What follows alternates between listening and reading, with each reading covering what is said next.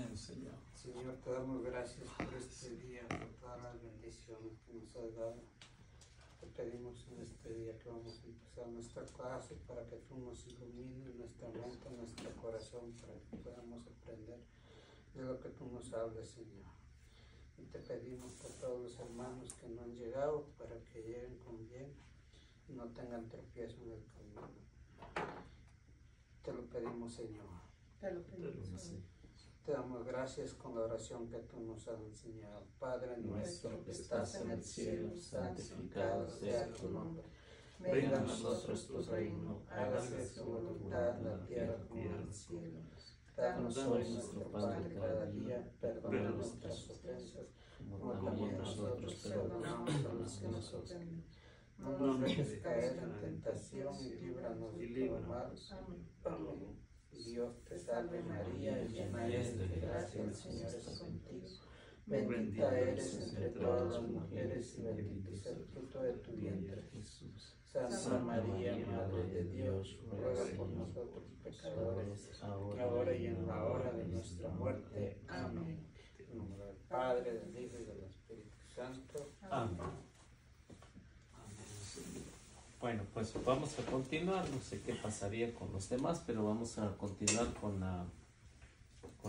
la clase. La semana pasada pues estuvimos hablando acerca de la samaritana, el encuentro que tiene con el Señor y cómo le va cambiando la vida. También las interlocuciones que va teniendo, y la mujer ve en Jesús algo totalmente diferente y le da el título de Señor. Y ese título es exclusivamente para Dios, tanto en el Antiguo Testamento como en el Nuevo Testamento le dan ese título al Señor. La samaritana descubre también que Jesús es muy amable, y es amable tanto así que le concede la eficacia de poder tratar con ella y poder hacer intercambio. Y le gratifica la samaritana, le gratifica lo que tiene de conocimiento Jesús, que es totalmente extraordinario. La samaritana conocía varios pasajes de las Sagradas Escrituras del Antiguo Testamento, aunque los samaritanos nada más aceptaban lo que era el Torá, o sea, lo que eran los primeros 5 libros, ¿no? La ley de Moisés, pero a lo que ellos conocían. Y de eso conocían pues también bastante la samaritana al tener ese encuentro con el Señor. Bueno, también ellos conocen, porque hablaban acerca también de el gran sacerdote del Antiguo Testamento, Melquisedec, ¿no?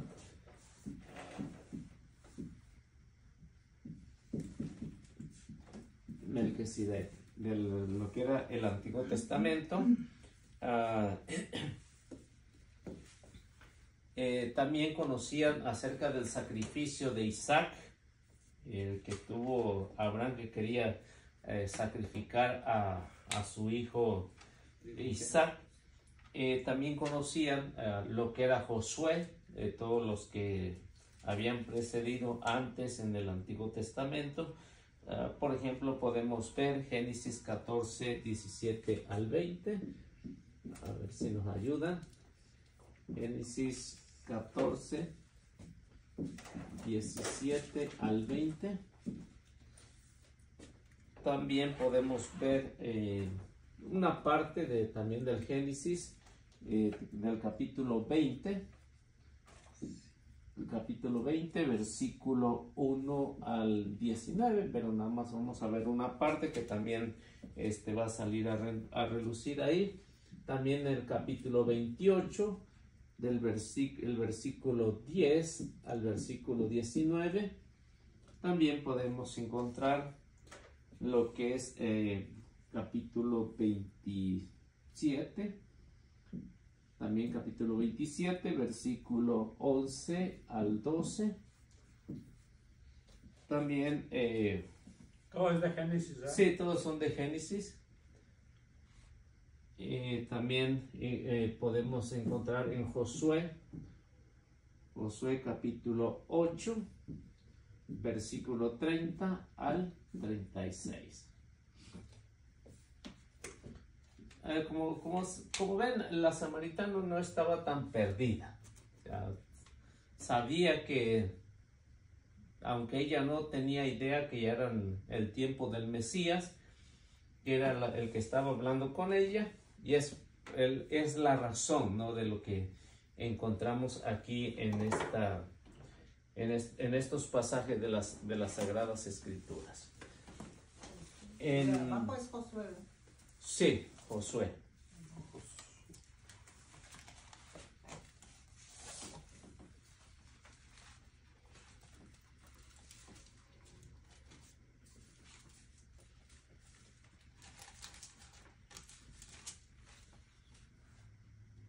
Melquisedec.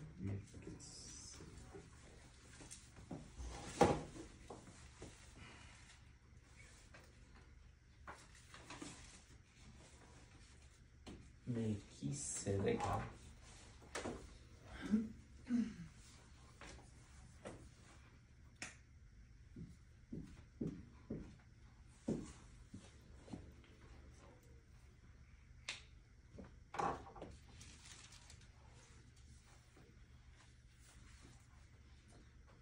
A ver si alguien lo tiene.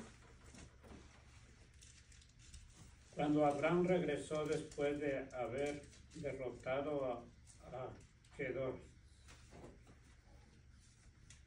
Kedorlaomer y a los reyes que estaban de su parte, el rey de Sodoma salió a recibirlo al valle de Sabé, que es el valle del rey.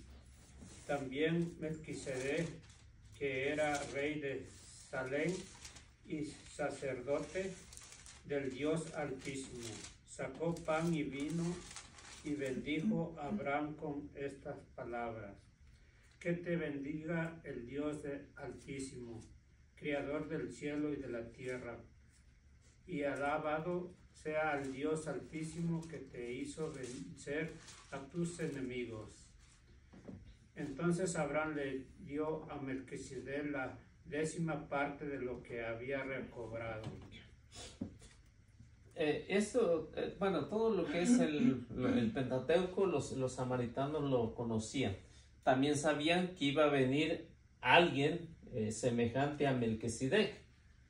Por eso hablaban de los patriarcas. Recuerden que la samaritana, en las interlocuciones que tiene, ella recuerda a los patriarcas. Y cuando recuerda a los patriarcas, precisamente por eso, porque tiene un conocimiento de quién iba a ser el Mesías. Iba a ser alguien semejante a lo que es Melquisedec. Y por eso ella tiene esa idea. Entonces, los siguientes pasajes que encontramos aquí, pues van haciendo reseña de las pláticas que va teniendo con Jesús. Y nos pasamos aquí a Josué, capítulo 8, versículo 30 al 36.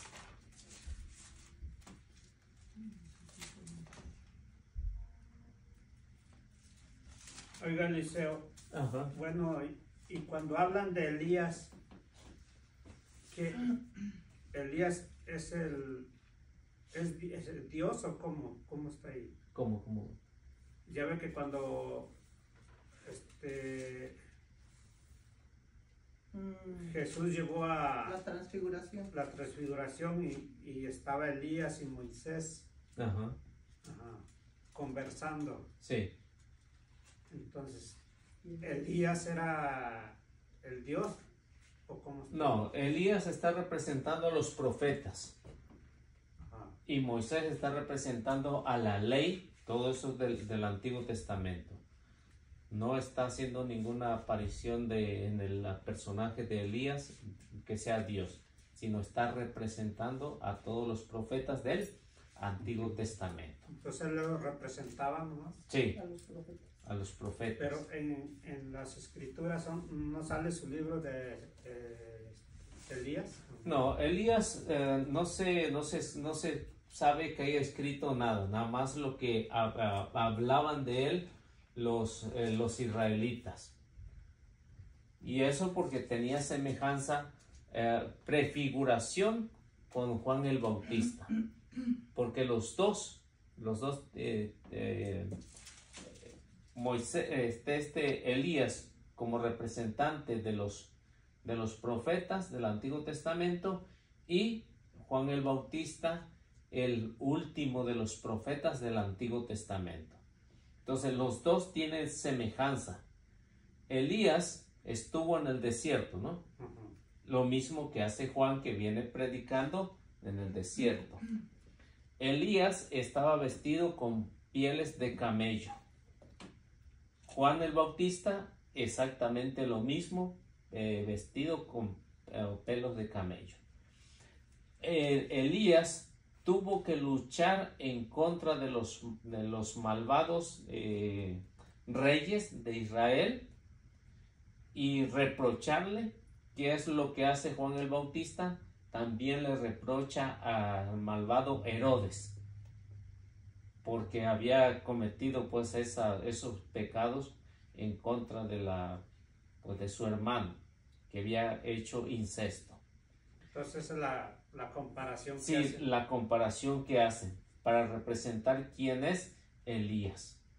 El otro hecho es que como Jezabel atacó mucho a Elías, ¿qué es lo que hace?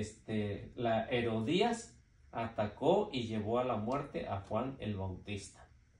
Entonces por eso es que se hace el representante de todos los profetas, y en el caso de Juan, el último de los profetas, cuando se cumple la realidad. Una prefiguración y una realidad en los dos. Ok, gracias. ¿Sí? ¿Estamos bien ahí? Entonces, más o menos, aunque hay más textos bíblicos, ¿no? que nos hablan de la comparación entre Elías y Juan el Bautista. Y como Elías fue arrebatado en cuerpo y alma, Él fue arrebatado en sí, cuerpo. no pasó por la muerte, pues, para mejor decir. Y es los que ven cuando en la prefiguración, ¿no? Que está hablando con Moisés. Sí. Ahí.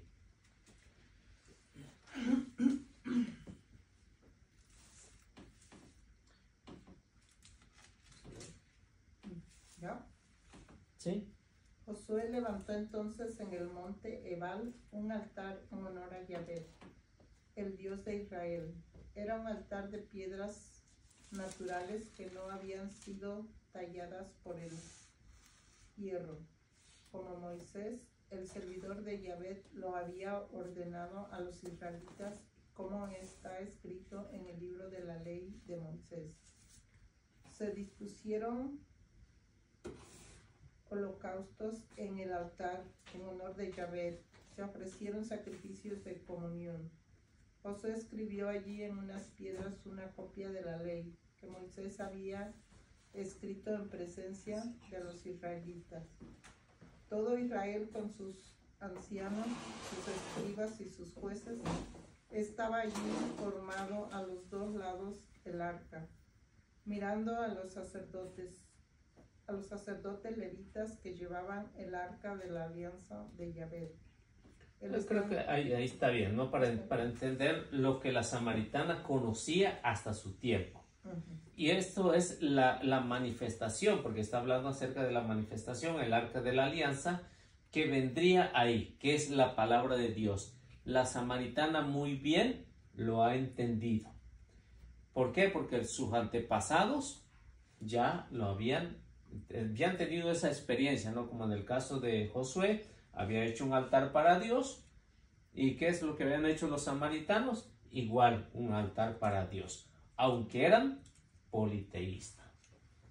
Y eso es el encuentro que tiene con ella. Y aquí termina la quinta interlocución. Ahí termina la quinta interlocución y llegamos a la sexta interlocución.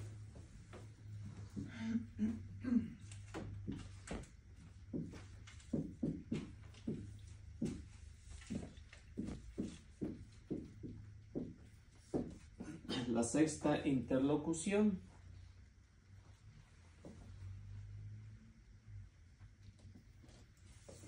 La encontramos ya lo que es el capítulo 4, versículo 21 al versículo 25.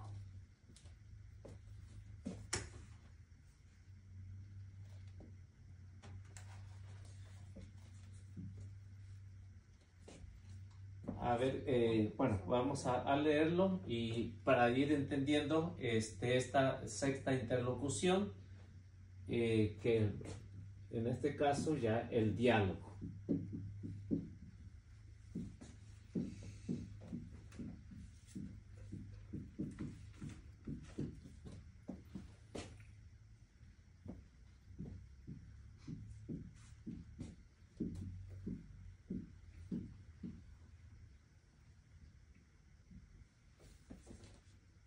Y esto es lo que vamos a ir viendo en esta sexta interlocución.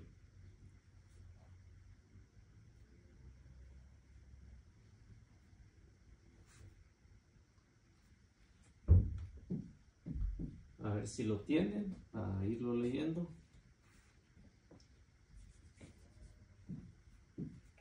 Jesús le dijo: créeme, mujer, llega la hora en que ustedes adorarán al Padre, pero ya no será en este cerro o en Jerusalén. Ustedes los samaritanos adoran lo que no conocen, mientras que nosotros los judíos adoramos lo que conocemos, porque la salvación viene de los judíos. Pero llega la hora, y ya estamos en ella, en que los verdaderos adoradores adorarán al Padre, espíritu y en verdad. Entonces serán verdaderos adoradores del Padre, tal como Él mismo los quiere. Dios es espíritu, y los que lo adoran deben adorarlo en espíritu y en verdad. La mujer le dijo: yo sé que el Mesías está por venir. Cuando venga, nos enseñará todo.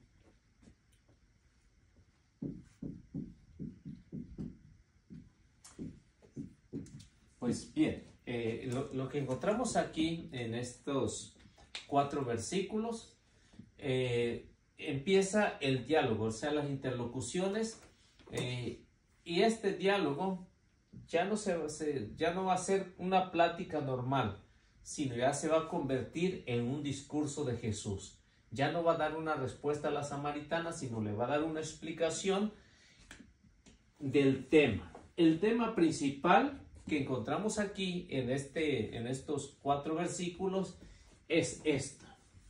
Ese es el tema principal. No hay otro tema en esta sexta interlocución, que es la verdadera adoración. Hay una falsa adoración. ¿A quién se le rinde? A los falsos dioses, los 6 que tenían los samaritanos. Pero hay una verdadera. Todo lo demás es falso. Y aquí lo que vemos, frases que siempre va a usar Jesús: en verdad, o verdadera. O sea, que hay otro que es semejante a la verdad, pero nunca va a ser la verdad. O sea, porque hay una sola verdad. ¿Y quién es la verdad? Cristo. Y por eso el tema principal de lo que Jesús le va a hablar a la samaritana es la verdadera adoración al Padre. Porque dice: ustedes, los samaritanos, adoran lo que no conocen. Si lo conocieran, ¿qué hubieran hecho con nosotros dioses? Ya los hubieran echado fuera. Pero no están ahí. ¿Por qué no han llegado a este punto de adoración al Padre? Porque nadie se los ha explicado. Y hasta ese momento no había pecado para ellos, porque la ignorancia no hay pecado. De aquí en adelante, ya si la samaritana agarra otro camino de adorar otros falsos dioses, entonces ya se convierte en un pecado de idolatría.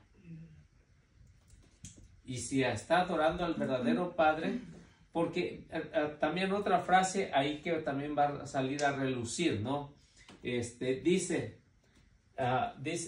Jesús que ya los adoradores ya no van a ser de los que están ahí en cualquier Dios, sino la verdadera adoración. Si el Padre es espíritu, ¿cómo va a recibir la adoración? En espíritu también. La verdadera adoración es en espíritu y verdad. Le vuelve a repetir otra vez, ¿no? La verdadera adoración es en espíritu. Ya no va a ser de que yo me tengo que ir a un falso Dios. No. Va a ser en espíritu. O sea, lo que Jesús está hablando, que esto tiene que ser trascendente. Es decir, que supera la razón. O sea, tiene que ir más allá. Cuando tiene ese encuentro con el Padre, con el Hijo y con el Espíritu Santo, ya va a superar toda razón. Esto es a lo que se refiere, la superación de toda la razón. Y para que llegue al culme de esta superación, tiene que exigirle la fe. Porque sin fe no se puede adorar al Padre. Lo principal de todo cristiano es la fe. Si no tiene fe, pues ya, o si no tenemos fe, pues ya andamos en otra cosa que no es la adoración al Padre, ¿eh? Es como en el caso de nosotros, ¿no? En el caso de nosotros como católicos, ¿qué es lo que decimos? ¿Dónde está Jesús presente en la Eucaristía, no? Y ahí se adora en espíritu y verdad, porque ahí está su cuerpo, su alma y su divinidad. ¿Y eso cómo lo sabemos? Porque esto nos ha exigido la fe. Por fe lo creemos, ¿no? Que ahí está Jesús. Aunque el pan tiene sabor de pan, ¿no? Y el vino sigue teniendo sabor de vino, pero para nosotros ya consagrado, ya hay algo más que nosotros no lo entendemos, pero esto nos exige la fe. Al menos, bueno, yo en mi caso no lo entiendo, ¿no? No lo entiendo. ¿Cómo es que Jesús se hace presente en la Eucaristía? ¿Por qué? Pues no hay forma de explicarlo, ¿no? Pero uno está consciente que Jesús está ahí, porque esto nos ha exigido la fe en que lo creamos. Y ya recuerdan el capítulo 6, pues va a profundizar más acerca de este tema de la Eucaristía. O sea, muchos creyeron, pero muchos de sus discípulos, dicen, no se fueron. ¿Por qué? Porque decían, este lenguaje es muy duro de creer. O sea, el lenguaje de la Eucaristía siempre ha sido duro. Y eso es lo que nos va a exigir la razón, pues. Y luego nos va a llevar o nos llega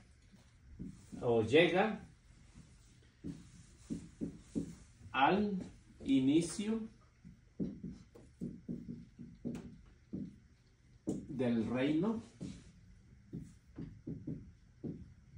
de Dios.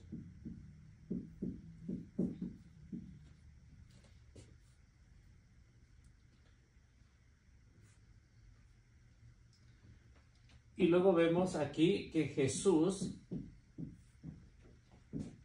no rechaza a Moisés ni a los profetas.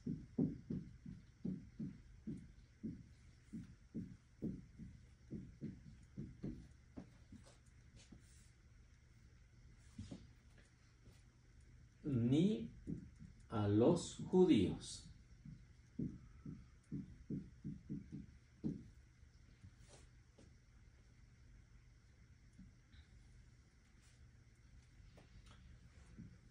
y anuncia una nueva era que va a cambiar pues la trayectoria de la samaritana.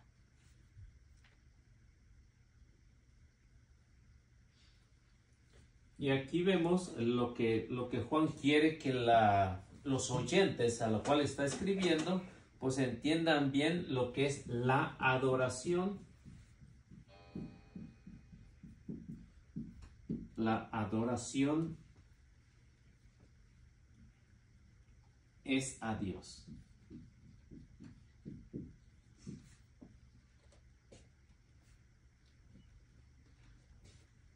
Y vemos ahí que Jesús lo llama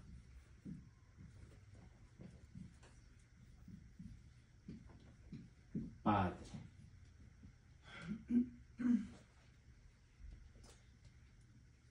Es el primer título.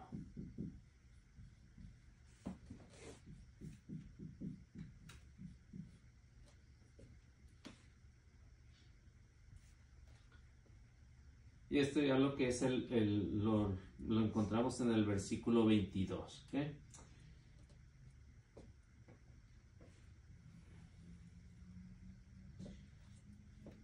En el versículo 22. Y luego aquí, en esta parte, interrumpe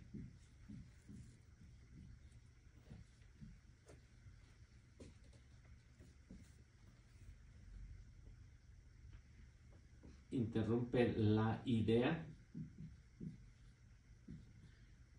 y la continúa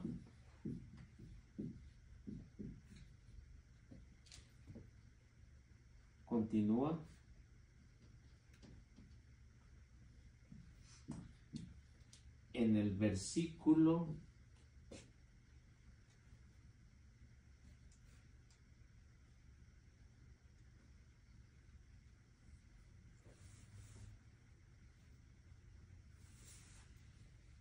22b.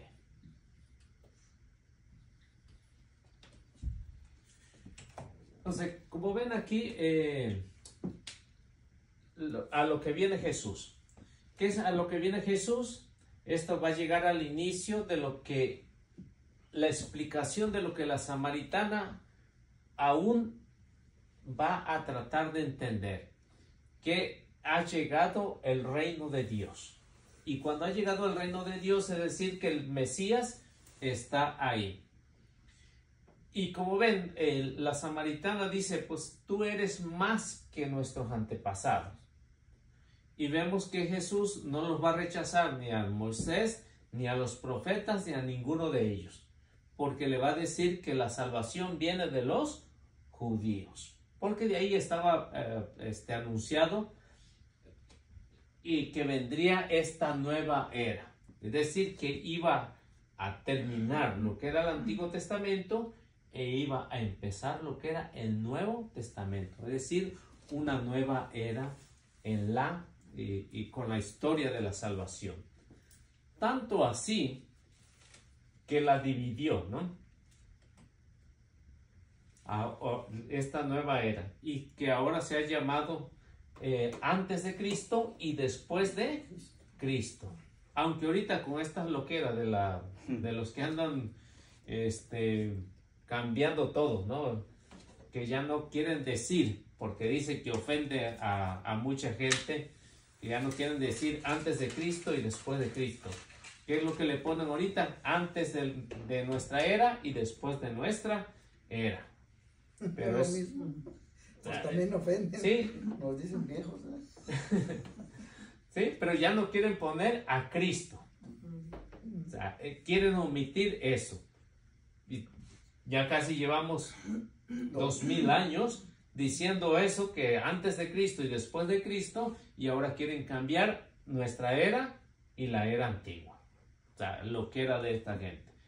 Pero esa es lo que la samaritana va a entender a lo que viene Jesús, que esto viene a inaugurar una nueva era. ¿Y cómo se va a hacer? Pues con la adoración, con esa adoración a Dios. Y es el primer título, ¿no? El primer título que encontramos que le llama Padre. Aunque creo que sí recuerdan el capítulo 6, ¿no? Del Evangelio de San Mateo, ¿no? O de Lucas también, ¿no?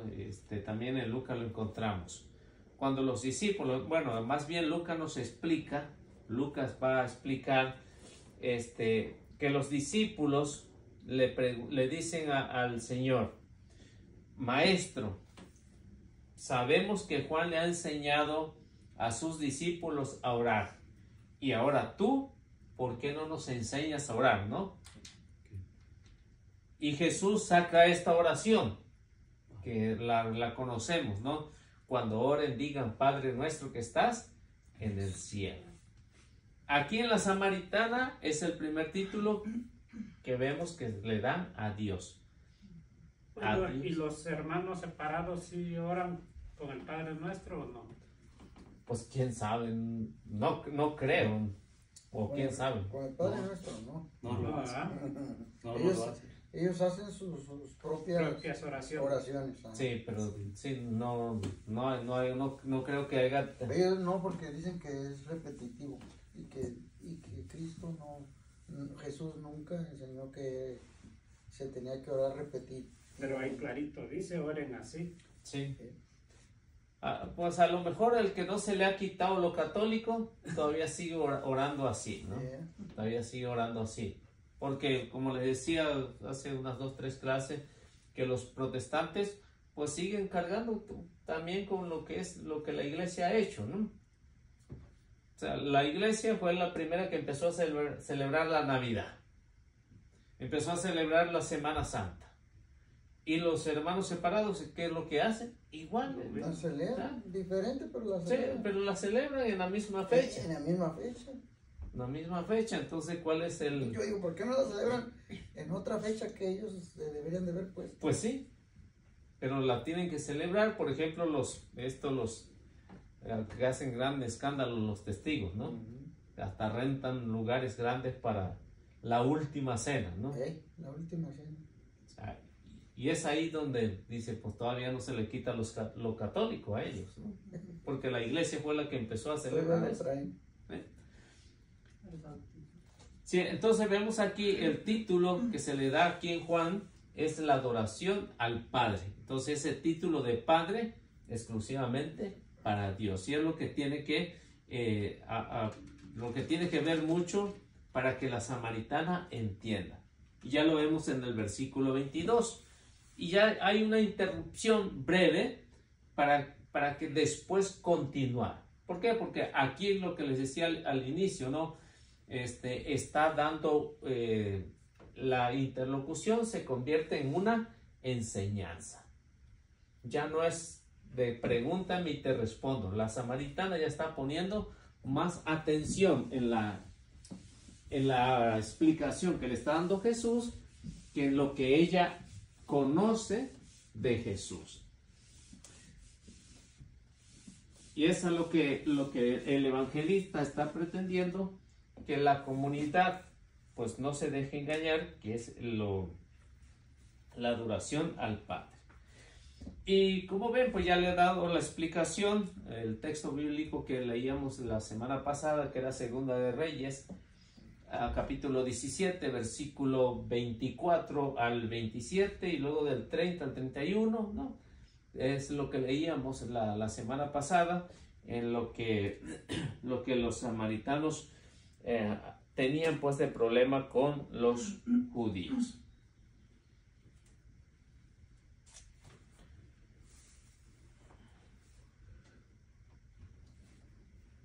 Y bueno, ahí viene también la explicación de lo que Jesús le está diciendo, que ellos como judíos conocen lo que adoran.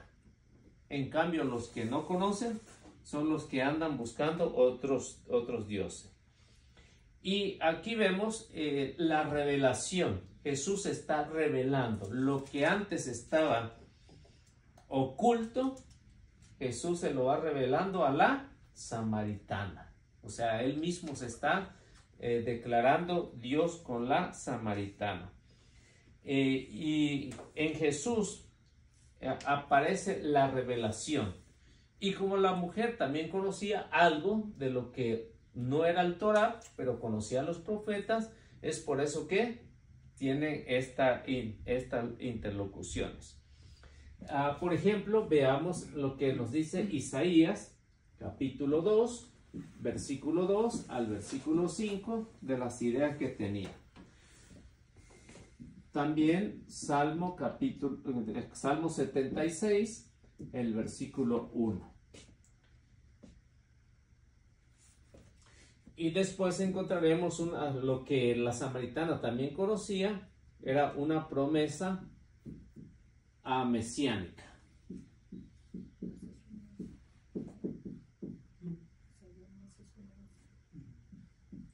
La promesa mesiánica, que ya Zacarías había pues anunciado, Zacarías capítulo 12, versículo 9, y ahí mismo en Zacarías capítulo 13, versículo 1, y también encontramos en Ezequiel capítulo 47, versículo 1 y siguientes.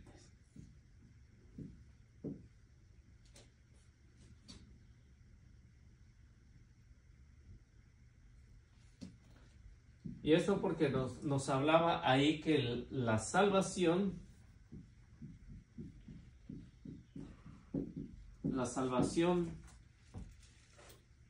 decía que viene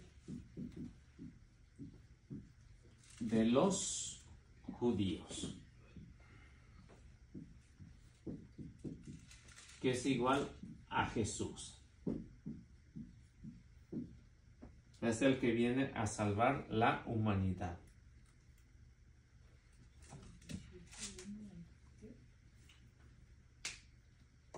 Si recuerdan, a lo que Jesús le está haciendo la referencia, la salvación viene de los judíos. Si recordamos, por ejemplo, el capítulo 3 del Génesis, por ejemplo, el hombre, Adán, nuestros primeros padres, cometen el pecado de la desobediencia, tanto Eva y Adán. Y aquí lo que el profeta Moisés está hablando, que es el que se le atribuye el escrito de este libro, en Génesis 3:15 se habla de una promesa, ¿no? Habrá enemistad entre ti y la mujer, entre su descendencia y la suya. Ella te pisará la cabeza mientras tú se abalanzará sobre su talón.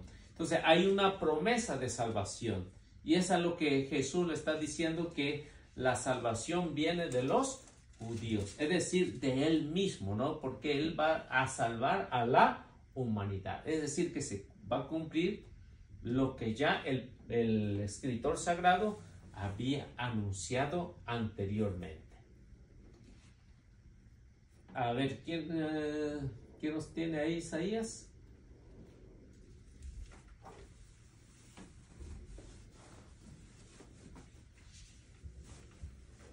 Isaías 2, del 2 al 5, ¿verdad? Sí.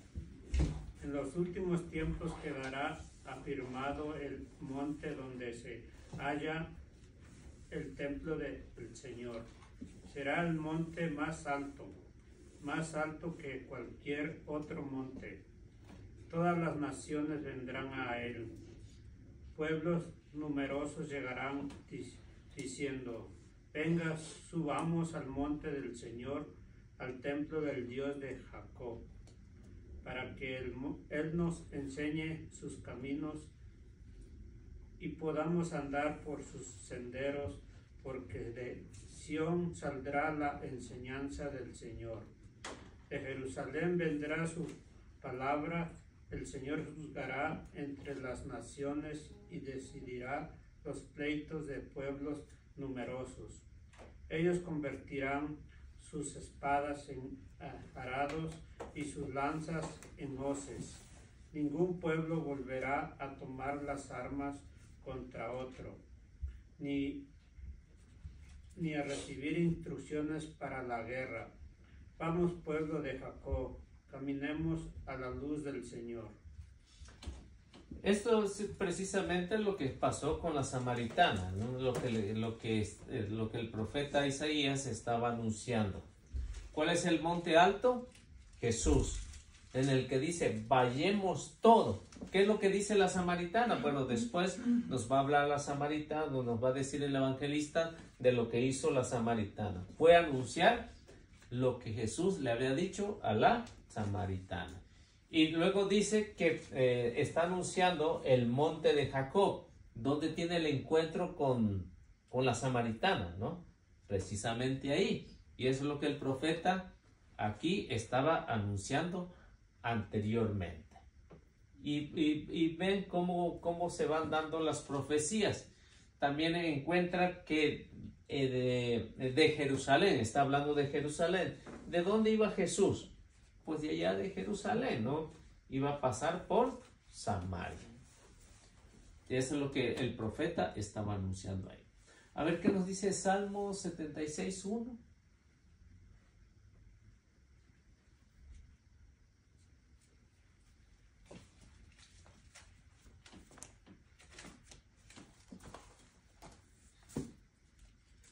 Dios es conocido en Judá, su nombre es famoso en Israel.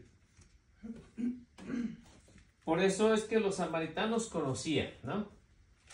Que había un Dios todopoderoso, que era superior a todos los dioses. Y esto ya se dejaba saber ahí. Y luego aquí viene lo que se le conoce como la promesa mesiánica.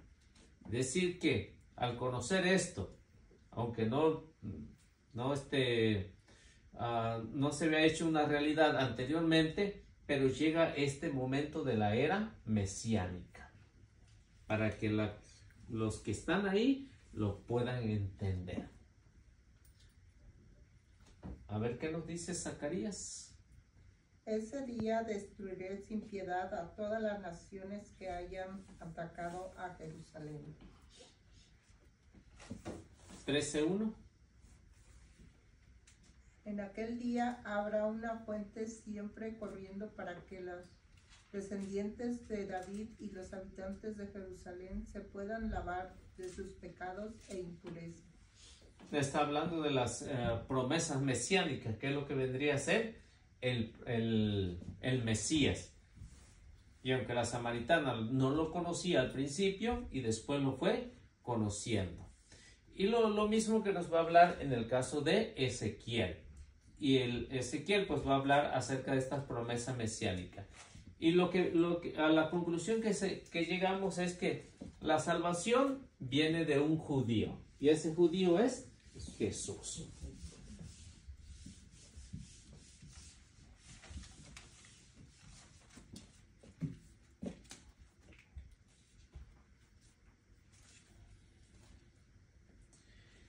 Encontramos esta palabrita de lo que es la palabra salvación.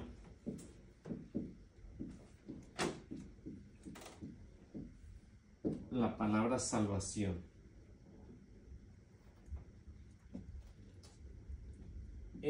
Aquí en este evangelio de Juan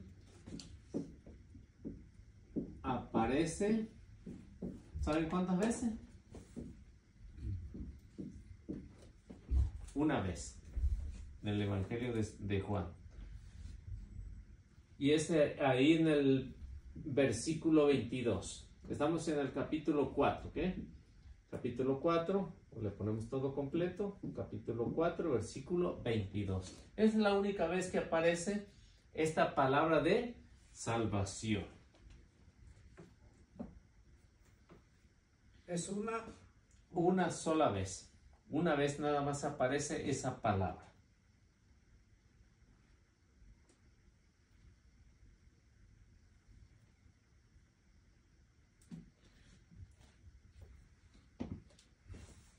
Y Salvador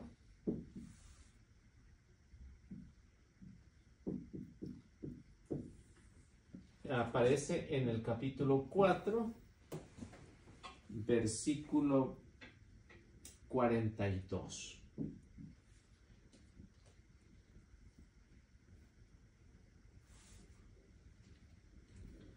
La palabra salvar,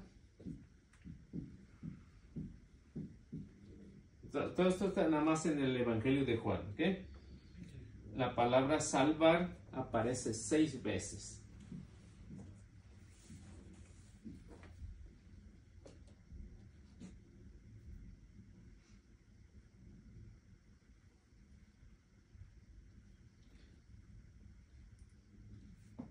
Y luego en esta palabra salvar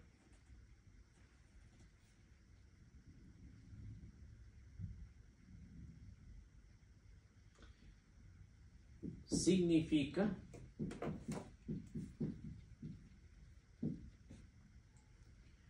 la liberación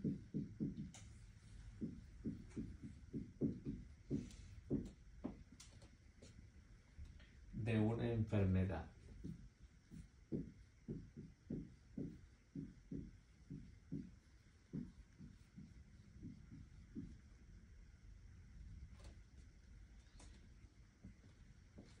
Y esto es de una enfermedad corporal.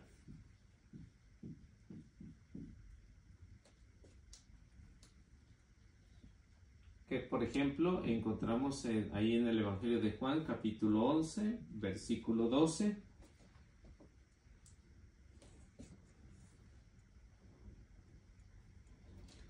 También, por ejemplo, el rescate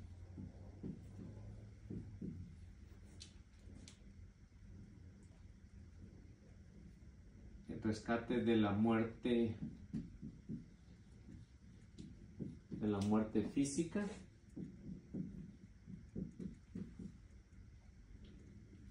Capítulo 12, versículo 27. Liberación espiritual.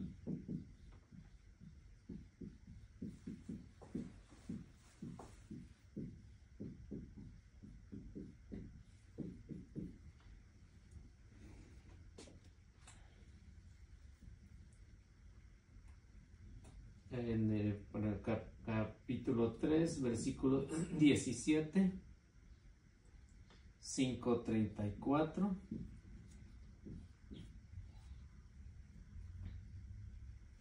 (19)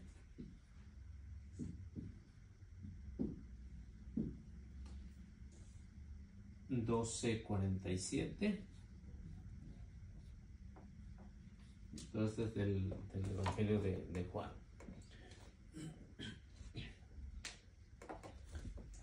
Entonces, como ven aquí en esta parte que estamos analizando, esta palabra de salvación pues es más profunda, aunque únicamente aparece una vez aquí en el Evangelio, es más profunda de lo que nosotros nos imaginamos.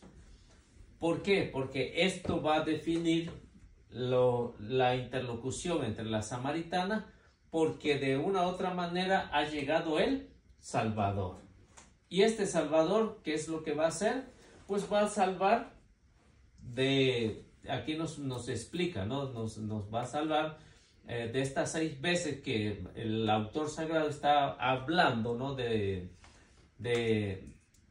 la desglosalización de esta palabra. Es que esta salvación o salvar puede ser de una enfermedad, puede ser de la muerte física, puede ser de la muerte corporal o el rescate de la muerte, o también de lo que es la liberación espiritual. Es la salvación, aunque nada más aparece, pero es más profunda de lo que nosotros nos imaginamos, porque tiene las variantes o las definiciones de lo que Juan pretende, ¿no? De que la comunidad a la que le está escribiendo lo puedan entender. Y vamos a ir viendo así después todos los textos bíblicos, por ejemplo de esto de 11:12, de 12:27, la liberación espirituales, y es como para tener un preámbulo antes de lo que se está hablando con la samaritana.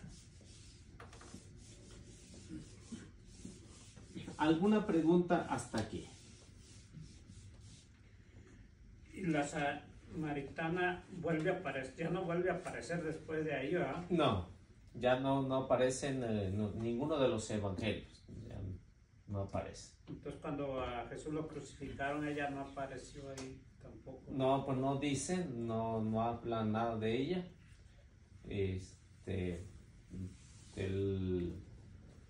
Lo único que aparece es lo que encontramos aquí en el capítulo 4. Y ahí no aparece más nada. Al pensar, ¿no? En la samaritana, pues como no se llevaban con los judíos, pues tampoco podría estar ahí, ¿no? Bueno, y cuando ahí ella se convierte. Uh-huh. Al convertirse no sigue a Jesús, ¿verdad? Ella. Pues no nos dice o más bien porque en el caso de ser una mujer, pues no da más detalles de lo que de la cultura, ¿no? A la cual se está refiriendo ahí el evangelista. Lo que sí quiere resaltar es que Jesús se le está revelando a alguien que no es de su mismo entorno, pues. Aunque ella es judía, criada en otro país, en otro ambiente, es lo único que quiere resaltar el evangelista. Y de ahí para allá pues no se sabe ni cuántos samaritanos lo siguieron hasta el final, no se sabe nada, ¿no? Entonces ella viene siendo como nosotros que nos convertimos, pero no somos judíos. Sí. Y tampoco ninguno se va a interesar por escribiendo qué pasa después, ¿no? Con nosotros. Nadie se va a lo mejor aparezcan alguien por ahí, pero nadie se va a interesar qué es lo que pasó después, si siguió o no siguió o se alejó. Nadie va a escribir, al menos que sea una figura pública, ¿no? Es lo único aunque pueden escribir de alguien de nosotros, ¿no? Pero no pasará de ahí. A lo mejor alguien que... Ezequiel se convirtió y empezó a estudiar la Biblia. Sí, era pagano. Sí. Sí, ¿verdad? Pues no que me haya convertido, pero ya estaba un pie acá y otro pie acá. Ya la entendió un poco. Sí. Ay, qué bendición. Entonces por eso es que... Sí. Sí, pues al menos es lo único que se tiene de la samaritana, pues no sabemos qué más pasaría con ella, que si siguió evangelizando o no. Ya que ahí se corta la historia de la samaritana. Pero sí tiene mucho de enseñanza porque en ella el encuentro que tiene con Jesús pues la hizo cambiar de toda su vida. Es decir, porque hay mucha gente que dice que hizo un cambio de 180 grados, ¿no? Pero si hizo un cambio de 180 grados, pues vuelve a caer en el mismo, ¿no? ¿No? O sea, hizo un cambio de lado a lado. Sí, del lado bueno, del lado malo al lado bueno. O sea, porque si hace un cambio de 180 grados, pues es decir que sigue con su misma vida de anterior, ¿no? Y es a lo que el evangelista quiere profundizar, ¿no? Que lo importante es la adoración al Padre. No importa si eres judío, o eres griego, o eres de la raza que sea. Lo importante es la adoración al Padre. ¿Por qué? Porque la adoración al Padre siempre va a ser en espíritu y en verdad.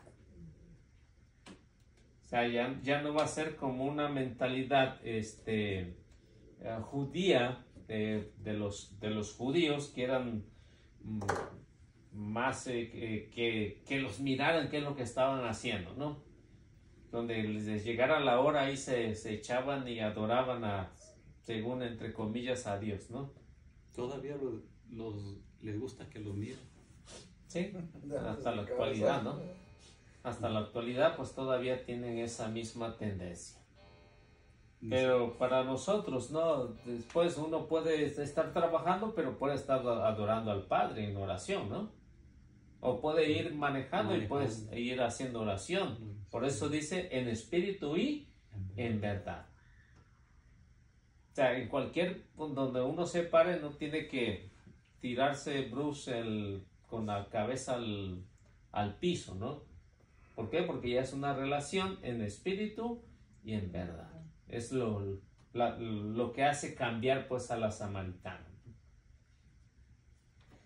El culto tiene que ser interior, no tiene que ser exterior. Porque si es exterior, pues no sirve de mucho, ¿no? No sirve de mucho. ¿Por qué? Porque lo exterior se puede ver, pero lo interior nadie lo puede ver. ¿Por qué? Porque es una relación. Y como les decía, uno puede estar dormido incluso, o puede estar acostado, o puede estar haciendo otras actividades y hace lo mismo, ¿no? Está haciendo lo mismo la adoración al Padre. Hay una anécdota, no recuerdo de qué monja es, ¿no? Una monja que estaba muy dedicada a la oración.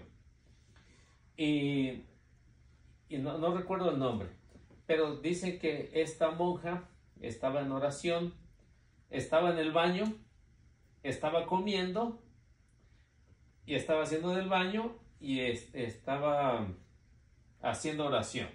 Estaba haciendo tres cosas, ¿no? Y dicen que se le apareció el demonio. Y le dice, ¿cómo puedes hacer tres cosas al mismo tiempo? Dijo, sencillo. La adoración no es para Dios, como para alimentar mi cuerpo. Y lo que estoy haciendo es para ti.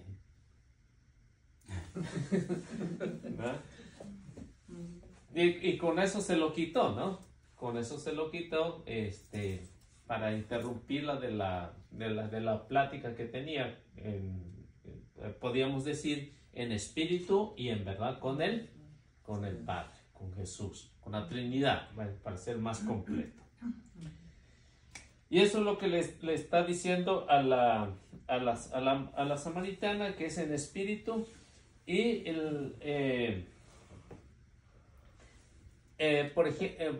hay algunos ejemplos de los profetas, como por ejemplo encontramos al profeta Amos. El profeta Amos en el capítulo 5, o Amos, versículo 21 al 25.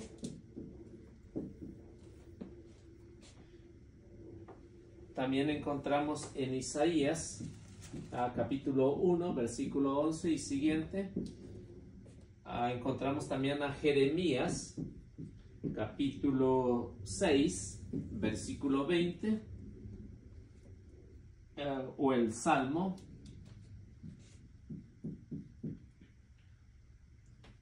Salmo 50, al versículo 7 al 30. Al 23, al 23.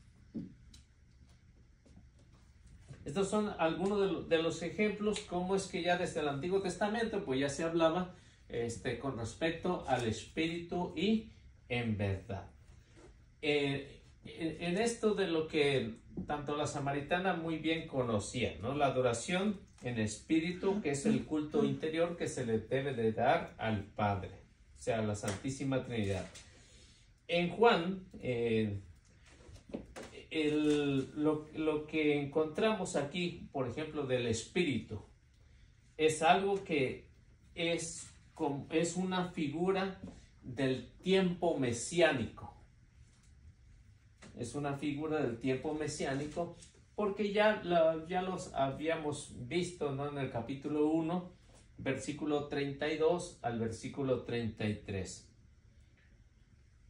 Y es decir, que lo que va a pasar aquí, que confiere a la purificación. Y esto pues se va a complementar con el bautismo, porque de lo que se estaba hablando anteriormente era del agua, ¿no? Era del agua, de un agua que no se sabe de dónde venía. Y por eso que la samaritana está cuestionando a Jesús de dónde viene, lo mismo que pasa en el bautismo. Este es un nuevo nacimiento de lo que estamos hablando. A ver qué nos dice, no sé si lo tienen por ahí, Amós o Amós.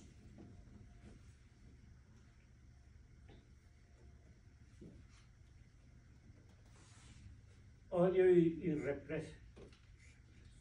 desprecio las fiestas religiosas que ustedes celebran.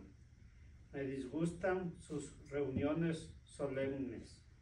No quiero los holocaustos que ofrecen en mi honor, ni sus ofrendas de cereales.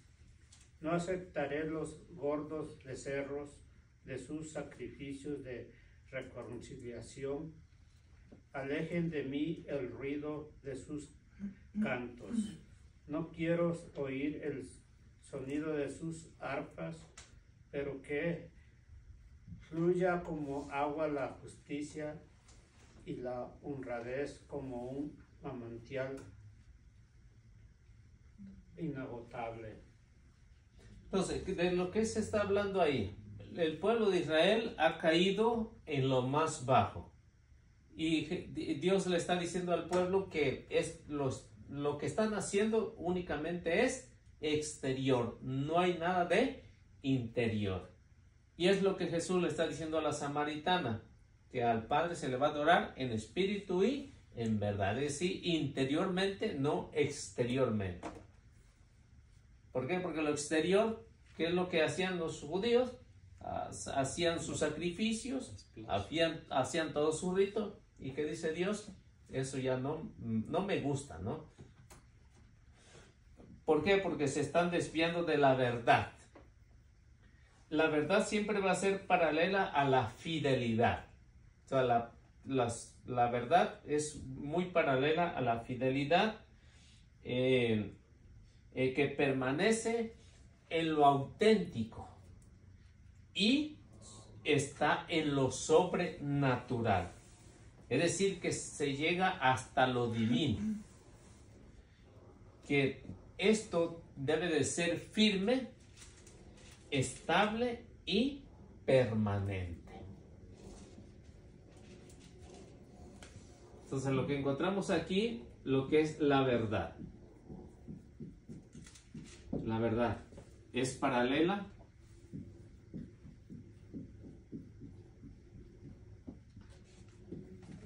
a la fidelidad. A eso es lo que vemos ahí.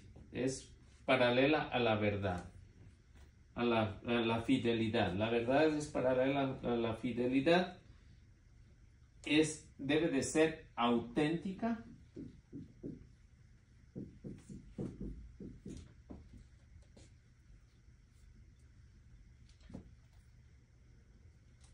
que se va sobrenatural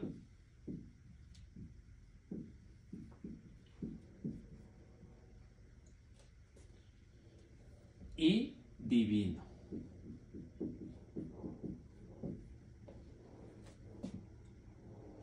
Entonces, esto tiene que ser firme, estable,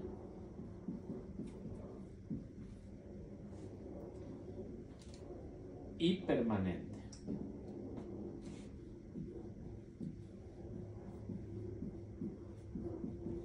Esto es con respecto a la adoración al Padre. ¿Qué nos dice Isaías? No sé si lo tiene, pero sigue hablando de lo mismo, ¿no? Sigue hablando, estos profetas lo que están haciendo es hablándonos de lo mismo, de lo que tiene que ser en espíritu y en verdad. Y cuando a Dios no le agrada nada, pues ya saben lo que le va a decir a los profetas, que tienen que anunciarle al pueblo lo que están haciendo mal. ¿Por qué tantos sacrificios en mi honor?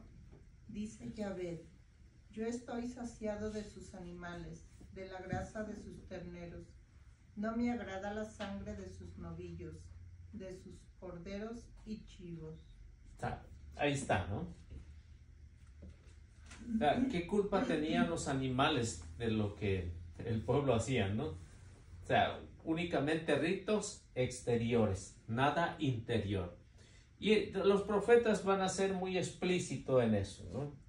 Y cuando ven a la samaritana, de lo que Jesús le está hablando acerca de la verdad, y esa verdad pues se va a convertir en algo que debe de ser fiel, una fidelidad, y tiene que ser auténtica, porque si no es auténtica, entonces ya no es verdad. Pero esta es una verdad sobrenatural y viene de lo divino, y es lo que Jesús le está revelando a la samaritana. Y eso tiene que permanecer, o ser firme, o ser estable y permanente. Es a lo que el encuentro que está teniendo ahí con la samaritana.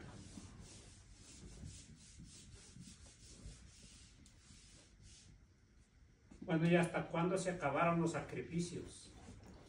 Hasta la llegada de Jesús. Hasta la llegada. Hasta ahí se terminó. Sí, porque él todavía le tocó eso, ¿no? Sí, tenían que cumplir lo que era el Antiguo Testamento y hacer la realidad, como lo explica en la carta a los Hebreos, capítulo 10, versículo 9, ¿no? Ahí lo explica. O sea, el último sacrificio fue Jesús. Por eso dice la carta a los Hebreos, con esto, con la muerte de Jesús, el sacrificio de Jesús, anula el Antiguo Testamento y establece el Nuevo Testamento. Bueno, ¿y los judíos ya no hacen sacrificio? No, porque ya no tienen el templo. Y esto se hacía en el templo de Jerusalén. Cuando los romanos destruyeron el templo, hasta ahí se terminó el sacrificio. Ni culto hace. Se terminó todo. Porque ya no volvieron a reconstruir el templo y se acabó. Por eso el último sacrificio fue el sacrificio de Jesús. Bueno, cuando Jesús fue el sacrificio, pero ellos todavía siguieron, ¿no? Sí, se siguieron todavía. Ajá. Era un sacrificio que ya no tenía validez. O sea, matando animales nomás por, como dicen, echando disparos al aire, sin tener un fin, a quién darle al blanco. Para eso era. Pero no sé qué hora tenemos. La media. ¿Ya? Bueno, entonces ahí nos quedamos en esta, ¿qué era? Las 6. 6. Sexta interlocución. Ahí nos quedamos y a ver para la siguiente semana, a ver qué nos depara. Pues vamos haciendo la oración. Si alguien se anima.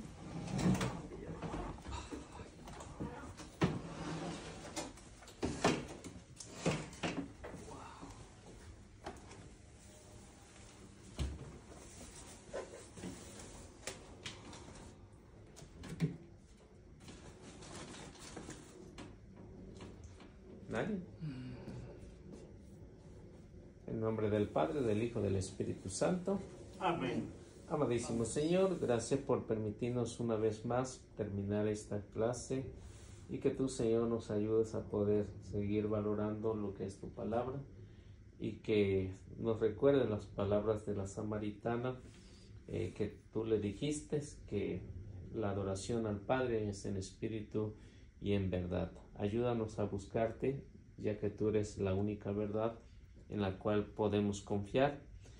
Y también encomendarte, Señor, a todos los que hoy en este día a lo mejor tuvieron alguna enfermedad, alguna dificultad, y también pedirte por el Papa para que pueda guiar bien a tu iglesia conforme a tu santa voluntad y a la sana doctrina, y para que nos ayudes a poder orar por él y por toda la jerarquía para poder permanecer unidos hasta tu regreso. Y a ti, mamita María, encomendarte nuestras peticiones para que tú, Señora, intercedas ante tu Hijo Jesucristo y nos conceda también esta bendición que necesitamos para poder ir a nuestra casa, y que sea en el nombre del Padre, del Hijo y del Espíritu Santo. Amén. Que Dios me los bendiga y nuestra Madre Santísima los acompañe siempre.